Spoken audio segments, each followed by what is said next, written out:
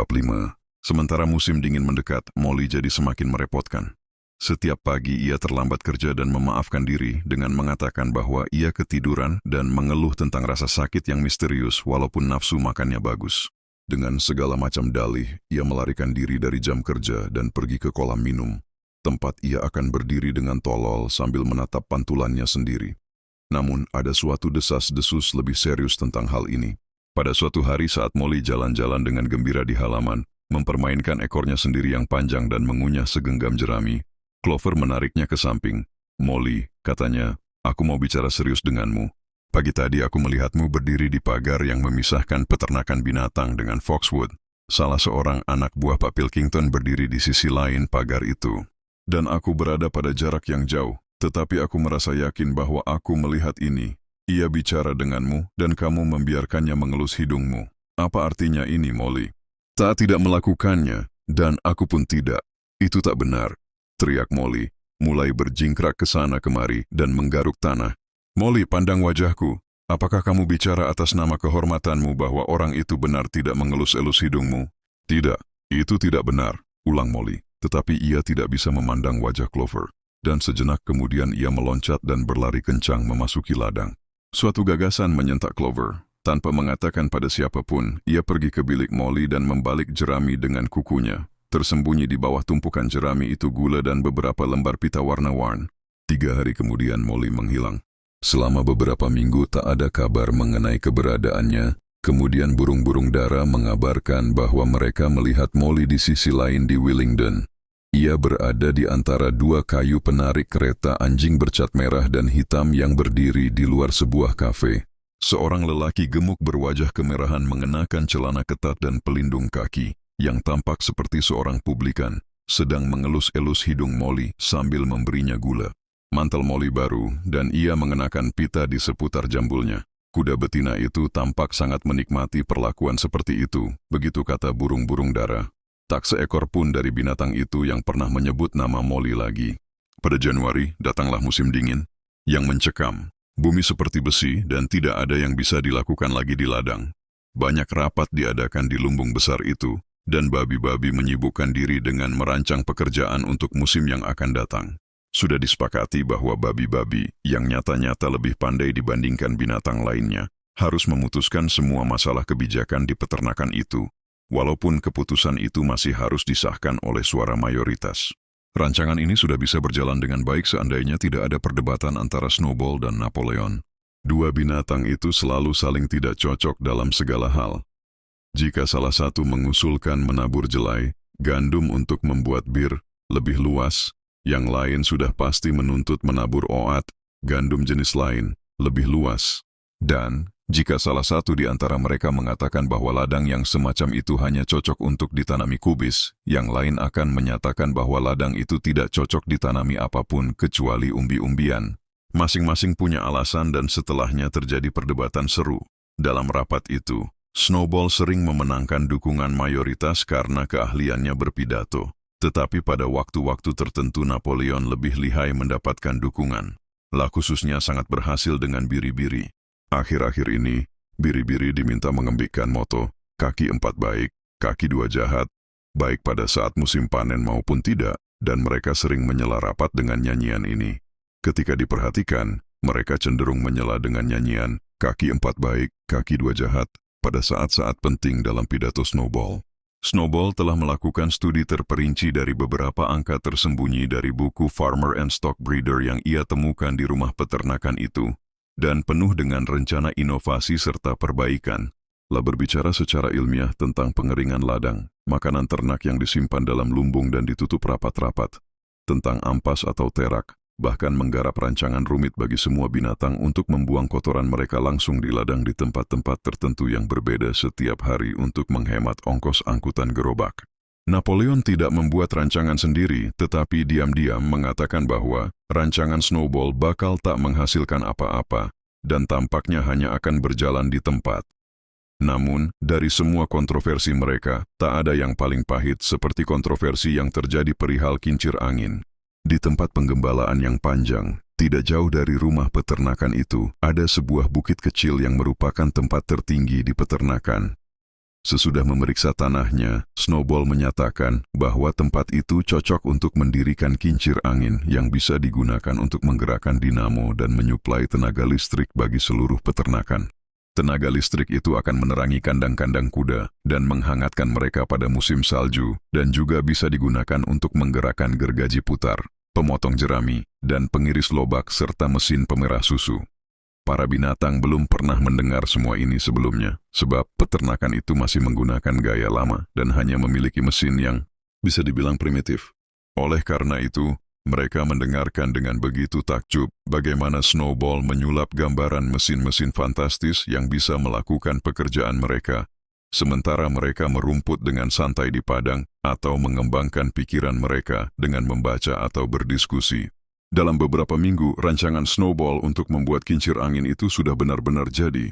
Perincian-perincian mekanisnya diambil dari 3 buku yang dulunya milik Pak Jones, 1001 hal bermanfaat yang bisa dikerjakan untuk memperbaiki rumah. Setiap orang bisa menjadi tukang bangunan dan perlistrikan bagi pemula. Sebagai kamar studi, Snowball memakai lumbung yang semula digunakan untuk inkubator dan lantainya berbahan kayu yang halus, cocok untuk menggambar.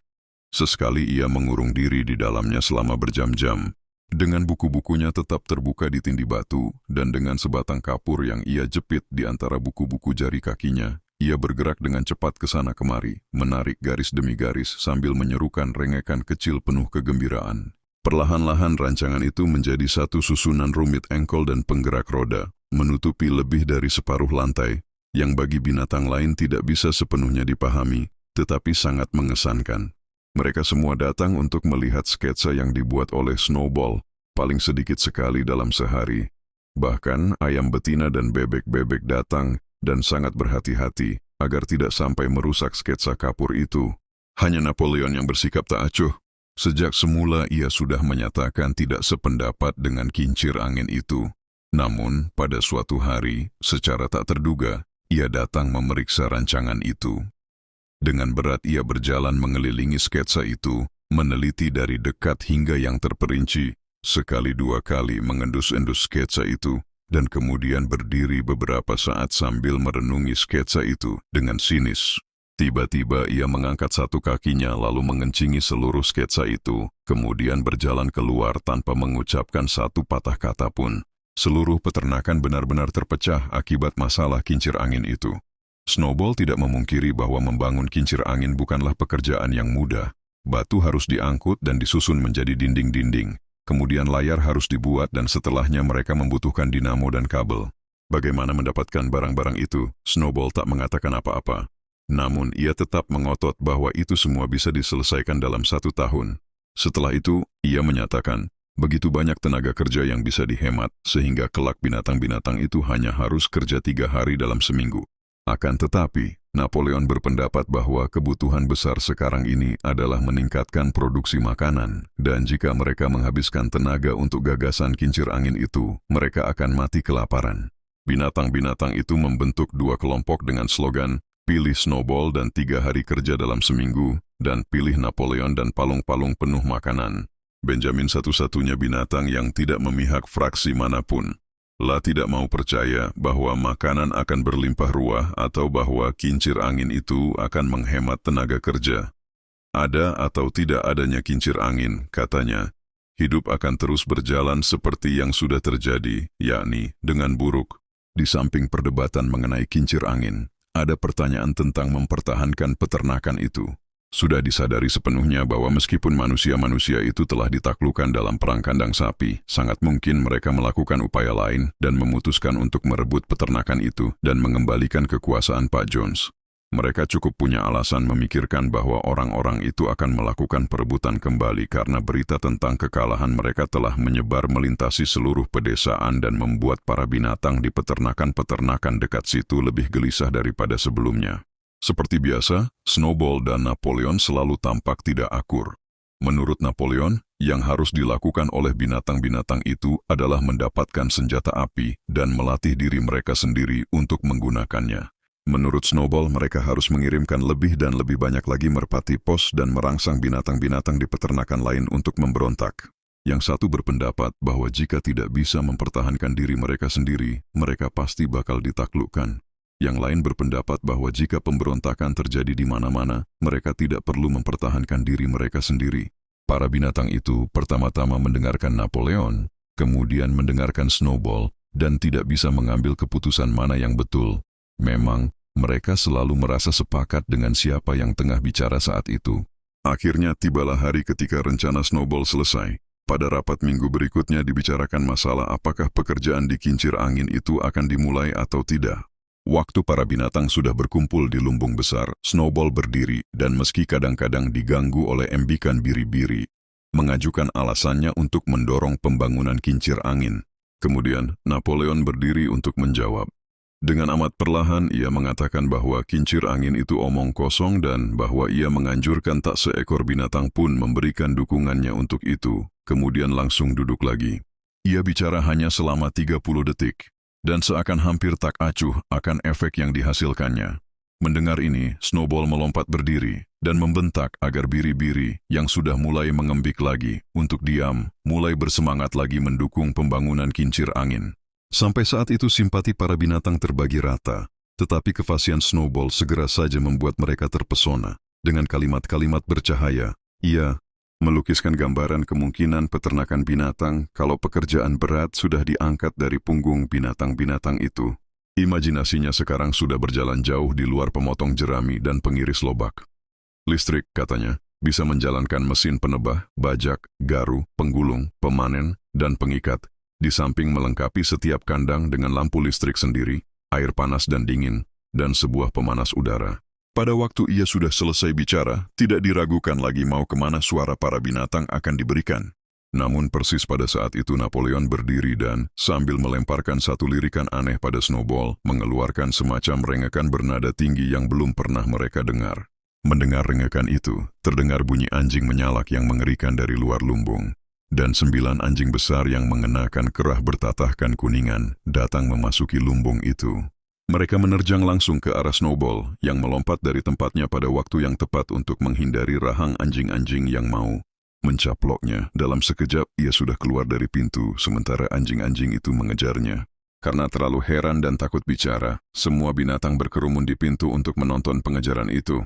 Snowball berlari dengan cepat menyeberangi padang rumput yang panjang menuju jalan. Berlari secepat larinya seekor babi, tetapi anjing-anjing itu tepat berada di belakangnya. Tiba-tiba ia terpeleset dan tampaknya anjing-anjing itu pasti bisa menangkapnya. Kemudian, Snowball berdiri lagi, sambil berlari secepat-cepatnya. Salah seekor anjing itu hampir mencaplok ekor Snowball, tetapi Snowball mengguncangkannya sampai lepas pada waktu yang tepat. Kemudian, Snowball berlari lebih kencang lagi dan, dengan jarak beberapa inci, menyelinap lewat sebuah lubang di pagar dan tak terlihat lagi. Diam dan ketakutan, binatang-binatang itu merayap kembali ke dalam lumbung. Anjing-anjing itu segera kembali. Mulanya tak seekor pun binatang itu mampu membayangkan dari mana datangnya anjing-anjing itu, tetapi masalah itu segera terselesaikan. Mereka adalah anak-anak anjing yang sudah diambil Napoleon dari induk mereka dan dipeliharanya sendiri. Meskipun belum benar-benar dewasa, anjing-anjing itu besar dan mukanya galak seperti serigala. Mereka selalu ada di dekat Napoleon. Tampak bahwa mereka mengibaskan ekor pada Napoleon dengan cara yang sama seperti anjing lain biasa melakukannya terhadap Pak Jones. Napoleon, dengan anjing-anjing itu mengikutinya, sekarang naik ke bagian lantai yang ditinggikan tempat Major dulu berdiri untuk berpidato. Mengumumkan bahwa mulai saat itu, rapat minggu pagi akan ditiadakan. Itu tidak penting katanya dan buang waktu. Pada masa depan, semua pertanyaan berkaitan dengan pekerjaan di peternakan itu akan ditetapkan oleh satu panitia khusus babi, diketuai oleh dirinya sendiri. Panitia ini akan mengadakan rapat tertutup dan setelah itu menyampaikan keputusan mereka pada binatang lainnya. Para binatang masih bisa berkumpul pada minggu pagi untuk menghormati bendera, menyanyikan binatang Inggris dan menerima perintah untuk seminggu, tetapi tidak akan ada perdebatan. Kendati kaget dengan pengusiran Snowball, binatang-binatang itu kecewa mendengar pengumuman ini. Beberapa dari mereka bisa saja protes andaikan menemukan argumentasi yang tepat. Bahkan, Boxer pun terlihat gelisah. Ia menarik telinganya ke belakang, menggelengkan surai depannya beberapa kali, dan berusaha keras menghimpun pikirannya. Tetapi akhirnya ia tak bisa memikirkan apapun untuk dikatakan. Akan tetapi, sebagian dari babi-babi itu lebih fasih bicara. 4 babi muda di barisan depan mengeluarkan jeritan melengking tanda tidak sepakat, dan keempat-empatnya melompat berdiri dan langsung bicara. Namun tiba-tiba, anjing-anjing yang duduk di seputar Napoleon menggeram mengancam, dan babi-babi itu terdiam, lalu duduk kembali. Kemudian, si biri-biri mulai mengembik keras kaki 4 baik, kaki 2 jahat, yang berlangsung selama hampir 1/4 jam dan mengakhiri setiap kesempatan diskusi. Kelak Squealer disuruh berkeliling peternakan untuk menjelaskan pengaturan baru itu pada yang lainnya. "Kamerad," katanya, "aku percaya setiap binatang di sini menghargai pengorbanan Kamerad Napoleon dalam mengambil pekerjaan ekstra ini atas dirinya sendiri. Jangan bayangkan Kamerad bahwa menjadi pemimpin itu menyenangkan. Sebaliknya, itu adalah satu tanggung jawab yang berat dan mendalam. Tak seekor binatang pun lebih percaya daripada Kamerad Napoleon bahwa semua binatang itu setara. Ia akan amat bahagia untuk membiarkan kalian mengambil keputusan sendiri. Tetapi kadang-kadang kalian akan membuat keputusan yang salah, Kamerad, dan kemudian kemana kita seharusnya? Andai saja kalian memutuskan untuk mengikuti Snowball. Dengan khayalannya tentang kincir angin itu Snowball, yang, seperti sekarang kita tahu, tidak lebih baik daripada penjahat. Ia bertempur dengan berani di perang kandang. Sapi, kata seekor binatang. Keberanian tidak cukup, kata Squealer. Loyalitas dan kepatuhan lebih penting. Dan, mengenai perang kandang sapi, aku percaya akan tiba saatnya kita menyadari bahwa peran Snowball di situ amat dibesar-besarkan. Disiplin, Kamerad, disiplin keras. Itulah semboyan untuk hari ini. Sekali salah langkah, musuh akan mengalahkan kita. Sudah pasti, Kamerad, kalian tidak ingin Jones kembali. Sekali lagi argumentasi ini tidak bisa dijawab. Sudah tentu binatang-binatang itu tidak ingin Jones kembali. Jika perdebatan pada minggu pagi itu bisa membuat Jones kembali, perdebatan itu harus berhenti. Boxer, yang sekarang punya waktu untuk memikirkan semuanya, menyuarakan perasaannya dengan berkata, "Jika Kamerad Napoleon mengatakannya, itu tentu benar." Mulai saat itu dan seterusnya, ia menerima pepatah itu. Napoleon selalu benar. Di samping moto pribadinya, aku akan kerja lebih keras. Saat itu cuaca menjadi tidak menentu sementara jadwal membajak untuk musim semi sudah dimulai. Pondok tempat Snowball menggambar rancangan kincir angin sudah ditutup dan diduga rancangan itu sudah dihapus dari lantai. Setiap minggu pagi pada pukul 10 para binatang berkumpul dalam lumbung besar untuk menerima perintah untuk seminggu ke depan. Tengkorak si tua major sekarang sudah tidak ada kulitnya, digali dari kebun buah dan dipasang pada sebuah tunggul di kaki tiang bendera. Di samping senapan itu, setelah mengibarkan bendera, binatang-binatang itu diminta berbaris melewati tengkorak itu dengan sikap menghormat sebelum memasuki lumbung. Sekarang mereka tidak duduk bersama-sama seperti sebelumnya. Napoleon dengan Squealer dan babi lain bernama Minimus, yang punya bakat luar biasa mencipta lagu dan puisi, duduk di depan mimbar yang ditinggikan itu, bersama 9 anjing muda yang membentuk setengah lingkaran di sekitar mereka, dan babi-babi lainnya duduk di belakang. Binatang-binatang yang selebihnya duduk menghadap mereka di bagian utama lumbung. Napoleon membacakan perintah untuk seminggu dalam gaya militer yang tegas, dan setelah sekali menyanyikan Bintang Inggris, semua binatang bubar. Pada minggu ketiga setelah Snowball disingkirkan, binatang-binatang itu agak heran mendengar Napoleon mengumumkan bahwa bagaimanapun kincir angin itu harus dibangun. La tidak memberi alasan mengapa ia berubah pikiran, tetapi sekadar memperingatkan binatang-binatang itu bahwa tugas ekstra ini berarti kerja keras, bahkan mungkin perlu mengurangi ransum mereka. Bagaimanapun, rancangan itu sudah disiapkan sampai seperinci-perincinya. Sebuah komisi khusus babi telah mengerjakannya selama 3 minggu terakhir. Pembangunan kincir angin itu dengan berbagai perbaikan lainnya diharapkan akan selesai dalam 2 tahun. Malam itu Squealer menjelaskan secara pribadi pada binatang-binatang lain bahwa sebenarnya Napoleon tidak pernah menentang kincir angin itu. Sebaliknya, dialah yang pada mulanya memperjuangkannya, dan rancangan yang sudah digambar Snowball di atas lantai pondok inkubator itu sebenarnya telah dicuri dari tumpukan kertas Napoleon. Pada kenyataannya, kincir angin itu milik Napoleon. Mengapa, kalau begitu, tanya seekor binatang. Ia menentangnya dengan keras. Di sini Squealer tampak amat licik. Itu, katanya, adalah kepintaran Kamerad Napoleon. Ia terlihat menentang kincir angin tersebut sekadar sebagai manuver untuk menyingkirkan Snowball, yang punya sifat berbahaya dan penuh pengaruh jahat. Sekarang, karena Snowball sudah tidak menghalanginya lagi, rencana itu bisa berjalan terus tanpa gangguannya. Ia mengulang beberapa kali, taktik kamera taktik sambil melompat-lompat dan mengibaskan ekornya dengan tawa ceria. Binatang-binatang itu tidak tahu pasti apa maksud kata tersebut, tetapi Squealer bicara dengan begitu meyakinkan, dan 3 anjing yang kebetulan bersamanya menggeram begitu mengancam, sehingga mereka menerima penjelasannya tanpa bertanya lebih lanjut.